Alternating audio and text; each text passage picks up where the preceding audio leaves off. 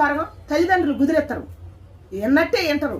ఆ చేసిన దాకా కూడా ఉదాహరణ ఆకుండా ముందుగానే ఆ తల్లిదండ్రులు చేయాల్సిన బాధ్యత కూడా వాళ్ళని చేయనీయకుండా ముందుగానే తీసుకొచ్చుకొని పెట్టుకొని నువ్వు తీసుకురా అంటే ఎందుకు తీసుకొద్ది?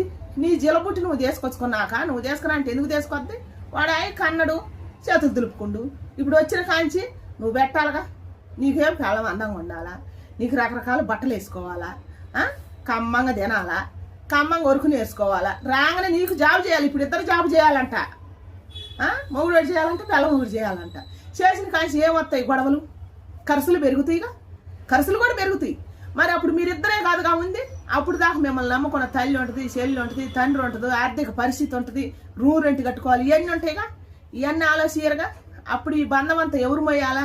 ఇంట్లో ఉండ తల్లి మొయ్యాలా, తోడబుట్టింది చెల్లి మొయ్యాలా? ఇంకా అనలేరుగా. ఎందుకంటే నువ్వు కొత్తగా తీసుకొచ్చుకున్నావు. ఇంకేమంటావు? నీ భార్యకి నువ్వు పెడతావు. ఇంక రేపు చేసుకున్నా నీ భార్యే కదా. వాళ్ళ తల్లిదండ్రులు ఆగినే ఉంటారు, వచ్చిన పిల్లం ఆగినే ఉంటుంది. మరి నిన్ను నమ్ముకొని ఉన్న వాళ్ళు ఏమైపోవాలి? ఇంక నిన్ను అనలేరు. అందుకని దయచేసి చెబుతున్నా, ఇప్పుడున్న పిల్లలు ఆలోచించుకోవాలి. పిల్లలు కొడుకులకు నేను చెబుతున్నా, కొడుకులు కన్నా తల్లికి కూడా నేను చెబుతాను. తల్లిదండ్రులకి దయచేసి అమ్మ ఎక్కువ ఆశలు పెట్టుకోకాకండి.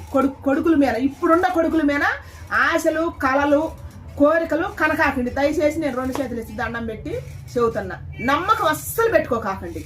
వాళ్ళ జీవితం వాళ్ళ లైఫ్. ఒక అమ్మాయి వచ్చిందంటే కథం అయిపోద్ది. అమ్మాయిని చూసుకోవాలా, వాడి జీవితం చూసుకోవాలా, రూమ్ రెంట్ కట్టుకోవాలా, వాడికి ఖర్చులు పెరుగుతాయి. చూసుకోకపోతే అత్తగారు ఊరుకోరు. ఏదన్నా కావాలంటే నన్ను అడగ, మనం నిన్ననేది ఎందుకని బిడ్డను అంటాడు మావ. బిడ్డను అడగాలి. నీ బిడ్డకు నువ్వేం పెట్టుకోవాలో అల్లుడు చెబుతాడా? నీ బిడ్డకు నీ బాధ్యత వరకు నువ్వు నిర్వర్తించాలి కదా. కన్న తల్లిదండ్రులు అయిన వాళ్ళు, అమ్మాయిలు కన్న తల్లిదండ్రులకు నేను చెప్పేది అది కూడా లేదు. వాళ్ళు చేతులు దులుపుకుంటారు.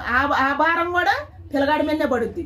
అందుకని దయచేసి ఇప్పుడున్న యూత్ ఆలోచించుకోవాలి. ఆలోచించుకొని పెళ్లి చేసుకున్నా, ప్రేమించినా ఒక అమ్మాయిని తీసుకొచ్చుకున్నారంటే బాధ్యతలు, బరువులు ఎక్కువ నెత్తిన పెట్టుకున్నట్టే లెక్క. మొయ్యలేని భారం మీ మీద పెట్టుకున్నట్టే, మీ ఊరి మీరు వేసుకున్నట్టే. అందుకని దయచేసి తల్లిదండ్రులు చెప్పిన మాటిని మీ కాళ్ళ మీద మీరు నిలబడండి. ఏదో అంతో ఎంతో పని చేసుకోండి. రేపు రోజు చేసుకున్నా కూడా మీకు చేసుకోవటానికి అలకకుంటుంది.